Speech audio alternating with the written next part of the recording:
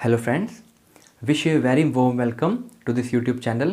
My name is Devanshu Monga and this is the DM Academy. So friends, आज के इस video में हम लोग डिस्कस करने वाले हैं अकाउंटिंग साइकिल के बारे में।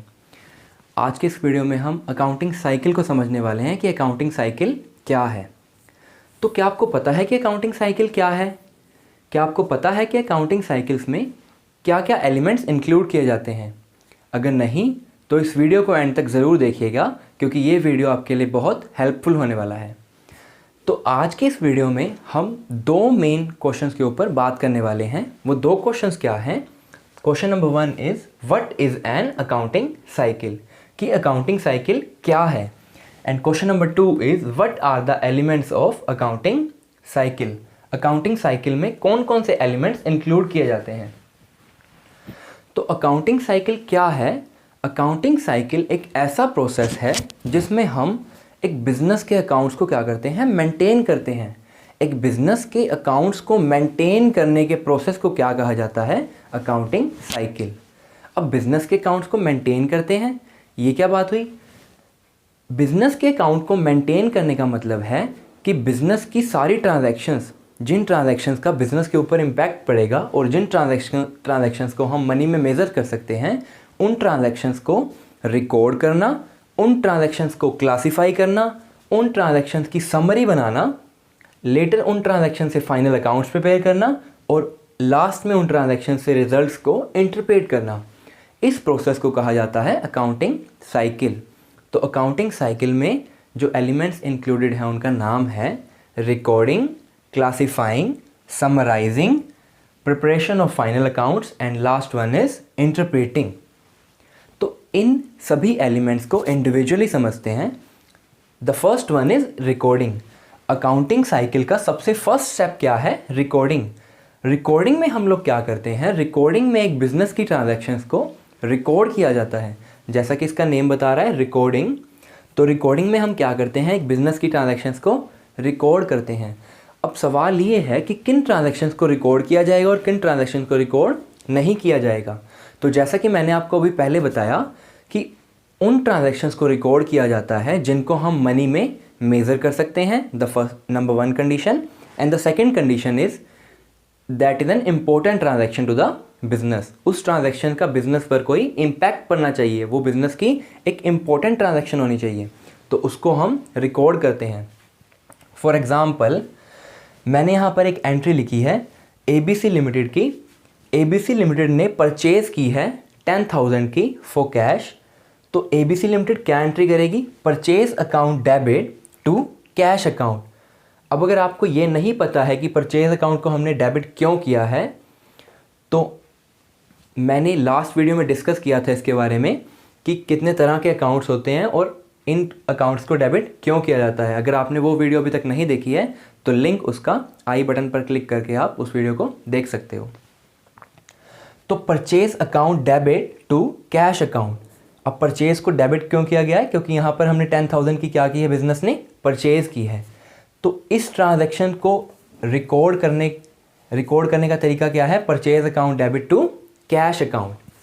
सिमिलरली, जब हमने सेल की है, जब उस बिजनेस ने ABC लिमिटेड ने जब सेल की है, तो क्या एंट्री करेगी? से cash account debit to sale account. Sale के लिए एंट्री क्या होगी? Cash account debit to sale account.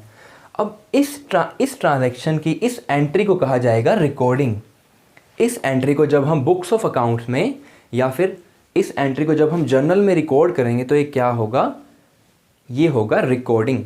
तो रिकॉर्डिंग में हम क्या करते हैं? सिंपली ट्रांजैक्शन को हम रिकॉर्ड करते हैं। उसके बाद है क्लासिफिकेशन।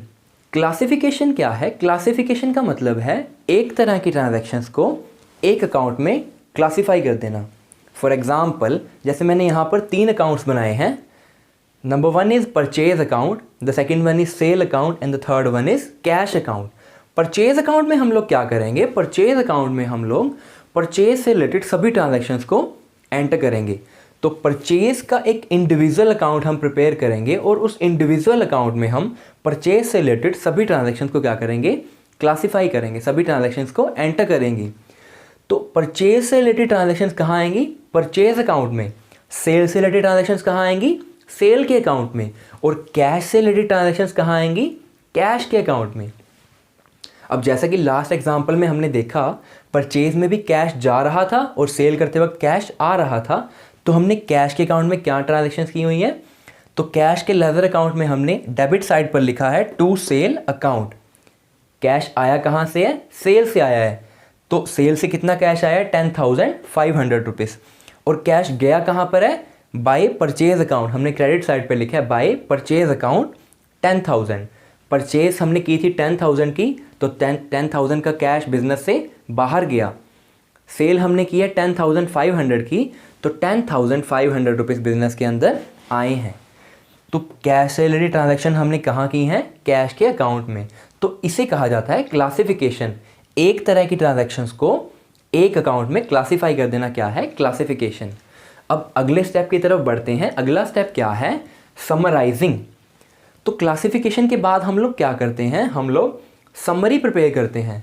अब क्लासिफिकेशन में हमने हर अकाउंट को, अलग अलग अकाउंट्स तो हमने बना लिए, हर ट्रांजैक्शन को हमने उससे रिलेटेड अकाउंट में ट्रांसफ़र कर दिया है। लेकिन समराइजेशन में हम क्या करेंगे?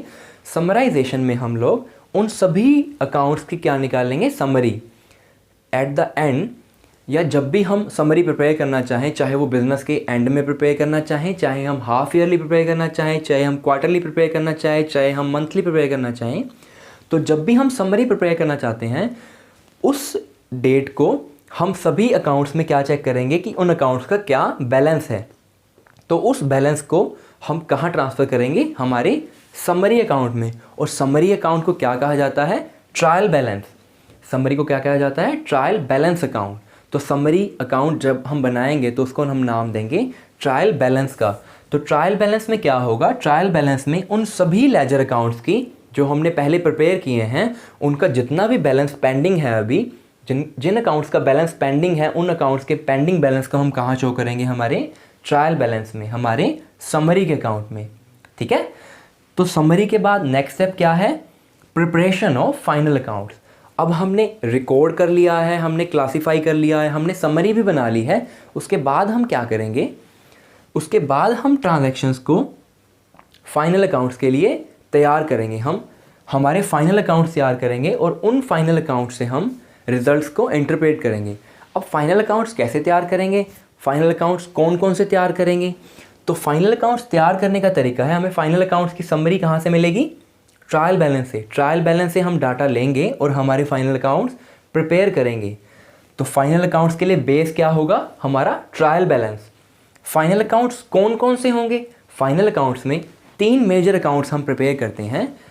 बेसिकली 2 मेजर अकाउंट्स हम प्रिपेयर करते हैं। Third one is not an account but it's an statement of account. तो the first one is trading account. जो हम सबसे पहला अकाउंट बनाते हैं हमारे फाइनल अकाउंट्स में, वो है ट्रेडिंग अकाउंट।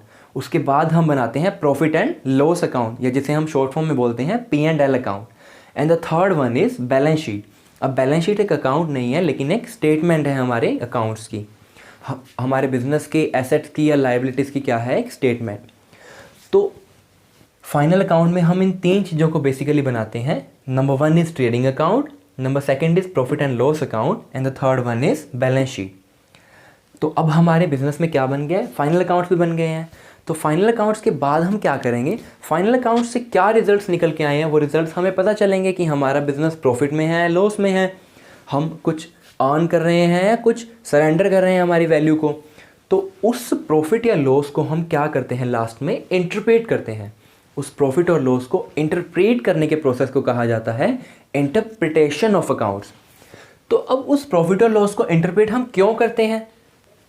उस प्रॉफिट और लॉस को इंटरप्रेट हम इसलिए करते हैं ताकि हमारे बिजनेस की मैनेजमेंट को पता चले कि हमारे बिजनेस ने क्या अर्न किया है, कि हमारे लास्ट ईयर की क्या अर्निंग्स हैं या क्या लॉसेस हैं हमारे बिजनेस की।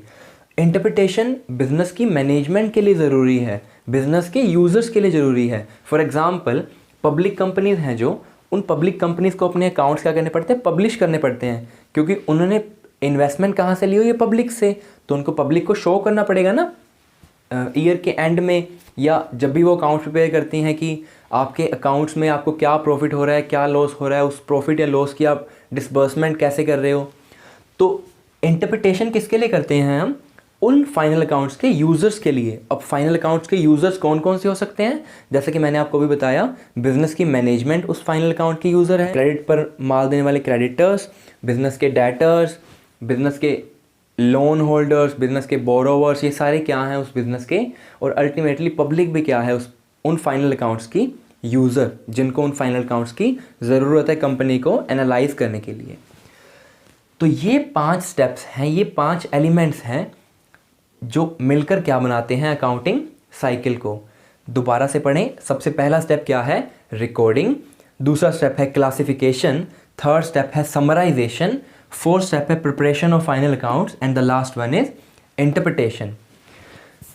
तो ये 5 स्टेप बेसिकली हर बिजनेस के द्वारा परफॉर्म किए जाते हैं। ये 5 एलिमेंट्स अकाउंटिंग साइकिल के हर बिजनेस परफॉर्म करता है अपने अकाउंट्स को वेल मेंटेन करने के लिए या उनको वेल क्लासिफाई करने के लिए। आज की वीडियो के लिए इतना ही। अगर आपको ये वीडियो पसंद आए और अगर आपको अकाउंटिंग साइकिल के बारे में नहीं पता था और इस वीडियो से आपको कुछ मदद मिल रही है, तो इस वीडियो को लाइक ज़रूर करें, अपने दोस्तों के साथ शेयर करें और इस चैनल को सब्सक्राइब कर लें। नमस्कार।